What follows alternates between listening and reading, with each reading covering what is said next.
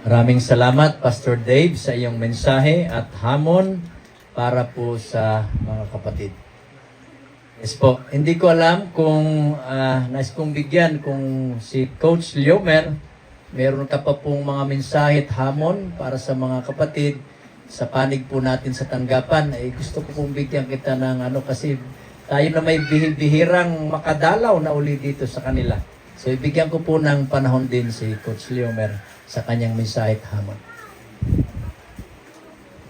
Mga kapatid, ang gusto ko lang sabihin sa inyo, anuman ang gustong gawin ng ating mga naitalagang mga mamumuno dito sa ating batang-batang company ay gawin man nilang lahat ay napakahirap kung sila lang ang gagawa. Kanina gusto kong idagdag sa ating leksyon yung paggaga-united natin, tawag unity, pagkakaisa natin. Kailangan ito, hindi na kung nabinyagan ka na, united ka na, hindi. Ibig sabihin, kagaya ng pagmamahal, wala daw fall in love. Yung fall in love, ibig sabihin, nahulog ka lang sa pagmamahal, hindi totoo yun. Ikaw daw ay dapat aakyat, parang puno yan, aakyatin ka, akyat, you climb into love. At para hindi ka mahulog doon, magkapit ka. Kasi kung mahulog ka, wala na yung love. Diba? Ganon din tayo. Ibig sabihin, tayo dito, ang ating pangunahing gawain ay nang manatili tayong nagkakaisa. Obligasyon natin yun. Hindi lang natin obligasyon yun, gawa natin ang paraan. Pero so gusto ko sabihin, ito ay pangunahing gawain ng Diyos na ang kanyang simbahan ay magkaisa. Bakit? Kailangan magkaisa ang kanyang simbahan. Pinangako niya yan na sa pamamagitan ko, ang simbahan na yan ay magkakaisa sila. Sabi ni Satanas.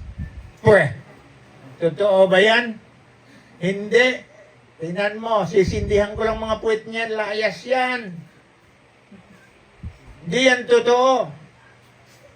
Kaya ginagawan paraan ng Panginoon ito. Kaya kung wala ang Panginoon sa iyo, kahit na ikay anong gagawin ng pastor, ng ating lay worker, ng ating mga leader, hindi mangyayari yan. Kasi alam ng Diyos, kung wala siya doon, hindi talaga magkaisa. So, kayo lalo na mga bata pa sa pananampalataya, ang obligasyon nyo, tulungan nyo ang Panginoon na hindi siya maging sinungaling sa harap ng demonyo, na hindi magkaisa. Gawan yung paraan na magkaisa kayo. Kung isang kapatid medyo nakakainis, alisin nyo na yung inis, alang-alang lang sa Diyos, para lang magkaisa tayo. Kung meron kang galit sa isa o yamot ka, isin mo na lang yon. Kung kailangan nga siyang humingi ng kapatawaran, ikaw na lang ang pumunta. Kasi kailangan, obligasyon natin, makiisa tayo sa Diyos na makitaan na nagkaisa ang simbahan. Sa Mauban man yan o dito sa San Miguel.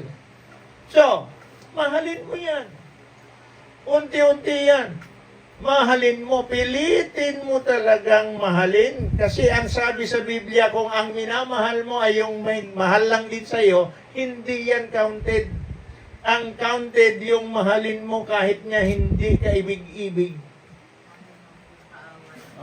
Kasi mananalo ang kaaway kung patulan mo ang kaaway at patulan mo ang kapatiran. Kaya yun ang hamon ko. Tayo na bago pa lang, sikapin natin na hindi tayo magkawatak-watak.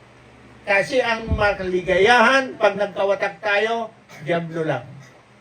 Diablo lang. So, isa pang hamon ko sa inyo, kailangan mabili natin yung lote doon. Ang sabi ni ma'am kanina, saan na yung lista dito? ang kailangan nating hanapin doon ay halagang, magkano? 250,000? 200,000? 250. Ang sabi niya, linista niya pa na malaki. Ganito pa talaga, Pastor? Oo. 90,000 pa lang. Limited.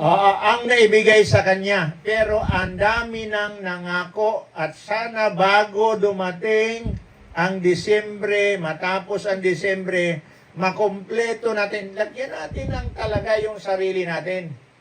Kasi ang nakalagay daw dun pala, yung buong lote, 200 square meters yun, ano? 200 square meter, hinati yon Per square meter. per square meter. Meron ng umangkin ng kung ilang square meter. Pati kayo na taga rito sa San Miguel, pwede rin kayong umangkin ng square meter. At kung meron kayong kilala na pwedeng yung sulatan, angkinin nyo naman yung iba pang bakanting square meter. At dapat isulit nyo naman bago magpasko. Kasi mga kapatid, kung palampasin pa natin ang taon na ito, baka yun hindi na 250,000. Mamahal ng mamahal. Okay? Bakit ako malakas ang loob na nagsasabi nito? Nakita ko dito, nandito ang conference pala, nagbigay ng 50,000, Pastor. Oo. Yung amin ni Mrs., ay pinangako namin, kung ready na kayo, pakitawag na lang sa amin, kasi nandun naman yan sa bangko, naghihintay. Naghihintay na may kasama. Kasi yun ay pain namin yun para dumami. Kasi kung gusto nyong mas madali, na maibigay namin yon, di madiliin nyo rin. Pag kayo na lang ang kulang, pwede na.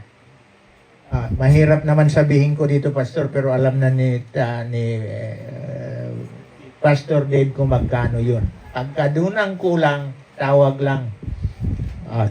Okay, ibibigay namin yon.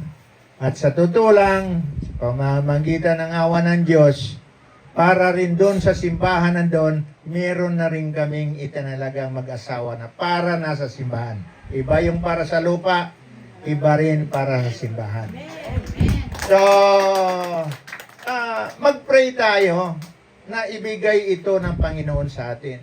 Para naman, medyo tayo meron. Ito ay gusto kong sabihin sa inyo para mas marami nakakarinig. Baka sabihin ng mga taga-Mauban, kwan lang yan ni Coach. Kasi wala siya narinig ng iba. Pinaparinig ko pati sa ating executive. Kasi ayaw ko namang abutin ako ng salot dahil hindi ko tinupad yung aking pangako sa San Miguel. Okay. At pagsikapan namin, kung ano man ang pwedeng pulutin namin doon sa mga ginajunk doon sa conference na pwedeng gamitin dito mga bakal-bakal o kung ano man, kung nandong kayo at kukunin ninyo, baka makakarating yun dito. Kaya aking tinatawagan si June. Okay, June, punta ka doon, ikaw na may maalam, sa alang-alang sa simbahan sa San Miguel, baka masilip-silip mo doon, sabihin mo lang alin doon, baka hihingin natin.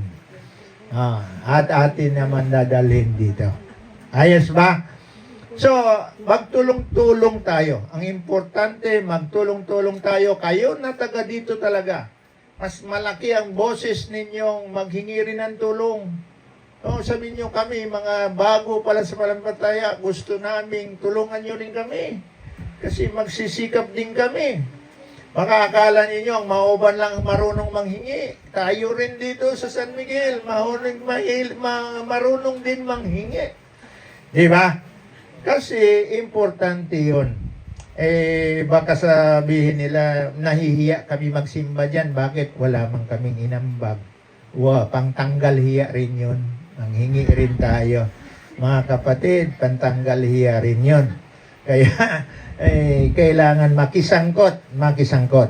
Ang huli, kayong mga nabaptize na dito, gusto kong i-facilitate kasi hindi naman ako kanito, si pastor yata to, siguro, na magkaroon ang lahat ng binyagan na nandito ng ganire. Ito ay certificate of baptism. Halos parang birth certificate din ito. Nandito din lahat ang inyong pinangako. Nandito rin lahat ang ating pinapaniwalaan, 28 tema ng pinapaniwalaan. Ito, ako na ang magdodonate ng paglagyan kasi ibibigay nila, ganito lang. Eh pag naulanan, wala. O si Mrs., nakanig ka Mrs., ipag-ipon mo ito, bawasan mo yung pamalingki mo. Dito mo ilagay. Bibilhan natin sila ng ganire para ilalagay yan dito. Ano? At ibibigay sa inyo. Ngayon, Erlin, may pakiusap ako.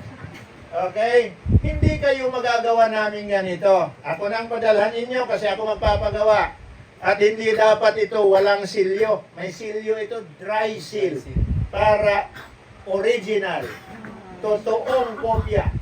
Kung nawala ang inyong birth certificate, baka pwede nang ipakita ito, pero dapat inyong sulatan ang ganito. Kaya si Erlin, iiwan ko sa iyo itong isang folder. Maghanap ka ng kabataan dyan na mag-research para malagyan lahat ang mga blanco dito.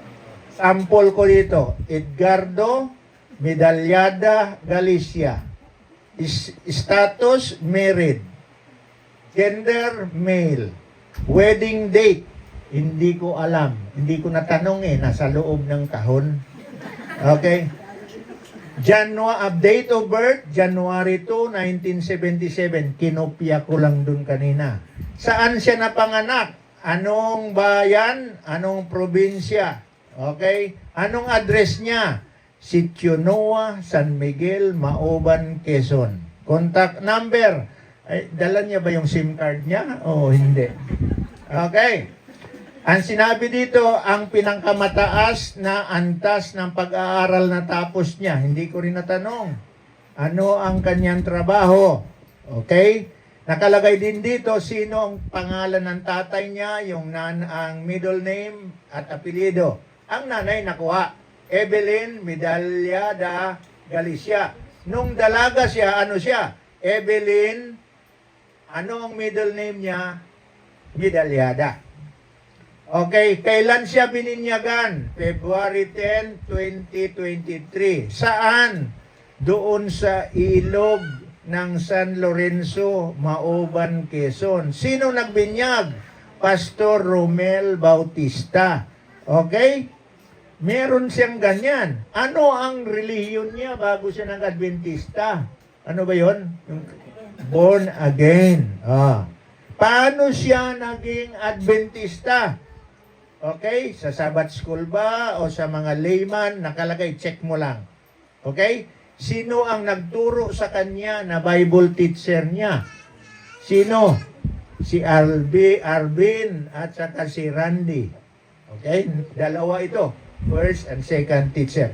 Ito, ipasa ninyo sa akin yung makuha ninyo at yun lang po ang lalagyan natin ng ganito. Iiwan ko na po ito sa iyo. Huwag mo naman dalhin ito sa school at nag-aapapasang ka ng upuan na nag-a-answer ka nito.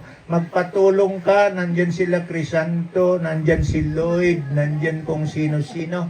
Ano po? Opo. Kasi ito ay kailangan natin para malaman natin ilan talaga ang nandito at aktibo at bibigyan natin ng ganire. Okay ba? At tuwing may bago, ipadala agad ang ganito na informasyon para papagawa natin. Aba? Habang nandyan pa kami, buuin nyo na ito. Uuwi na po kami sa Cotabato. Wala nang magbibigay sa inyo ng ganire. Okay. Okay? So, mga kapatid, kaming dalawa, hindi namin gustong ipaliban ang araw na ito. Mahal na mahal namin kayo. Sana, magsikap tayo, ipanalangin nyo rin kami. Magtagpo tayo sa langit. Okay.